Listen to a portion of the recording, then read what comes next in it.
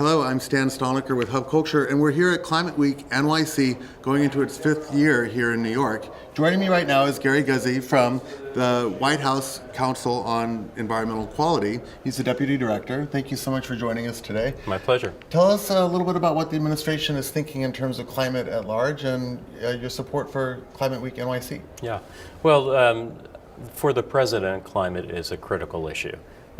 In June of this year, he issued a comprehensive climate action plan that has a number of U.S. steps to reduce emissions of greenhouse gases, to address the enhanced resilience of communities, places like New York post-Sandy, and to continue to move along our international partners to help to address, on a global scale, a global challenge.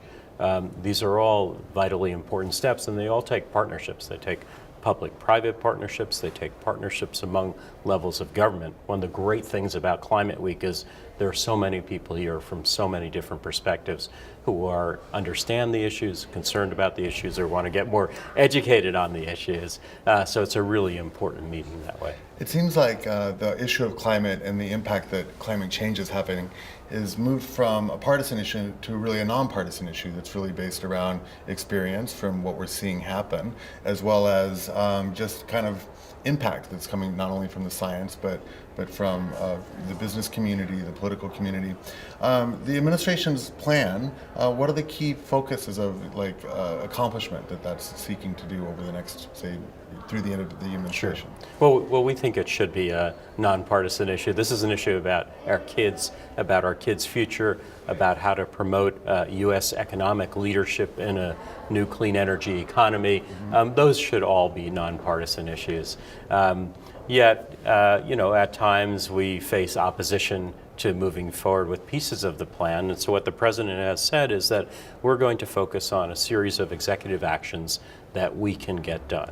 And that includes on Friday of last week, the Environmental Protection Agency announced a reproposal of efforts to address greenhouse gases from power plants. That's the most significant source of greenhouse gases in the United States.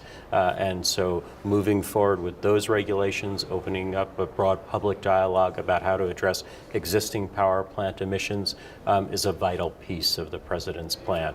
It builds on steps that he took in his first term. That included doubling the fuel efficiency of cars and trucks, doubling the amount of renewable energy generated in the country, significant investments in research and development to help to promote the technologies that can be part of the U.S.-led solution to address climate change. Just a range of activities that we have underway, in addition to reaching out to our international partners, to China on HFCs, to other countries to be part of international dialogue on how do we really find a global solution to this challenge as well. So it's great to see that there's actually real concrete steps that are happening now with this administration, yes. And they're measurable, and there's a real approach not only within the domestic conversation, but within the international conversation. That's right. Right. So on the international side, there's a lot of, I think, interest in the new reports that are coming out from the UNFCCC and other groups around the reality of climate change, and that's also having an impact internationally. Where do you see the steps that need to be taken forward internationally that aren't happening right now? What would you guys like to see happen? Well, we're ramping up to the 2015 period, because that's when the international community has said that we need to find a new global framework for addressing these issues. But there are a lot of steps that are happening in the interim. We're working with the major emitting economies. We're working with the G20 countries on things like phase out of fossil fuel subsidies, something that's very important to level the playing field. We're continuing to provide technical assistance to other countries so that they can diversify their fuel supplies and have more carbon-friendly fuels. We're looking at some of the really powerful greenhouse gases like hydrofluorocarbons that can really affect the climate, and providing technical assistance and partnership and leadership with some of the key emitters of those around the world. So there's a very robust program internationally that's going on to pair with those things that we're doing domestically as well. That's great. I want to ask you one last question Sure. about the role of technology in all of this.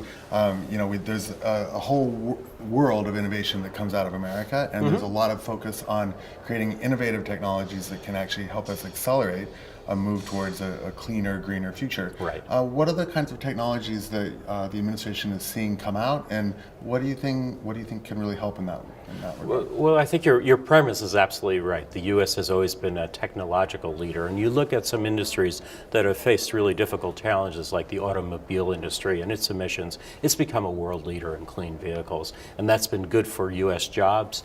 It's been good to promote exports to other countries. So I think in a range of clean energy areas, there's that opportunity as well. Whether it's the deployment of competitive wind at scale, and we're seeing huge resources now going into the wind. We doubled the amount of renewables in the first administration. The president's pledged to actually double it again. So you're doubling solar, the doubling. we're doubling the doubling. On solar energy, that the costs of deployment are coming down because of innovations. And then on other technologies, like in hybrid vehicles, like in battery storage, that will be lower cost, more capable.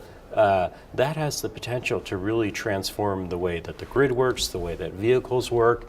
And one of the things this administration has done is invest in large research and development projects in this area that we might not know for another 2, 3, 4, 5 years what the results will be.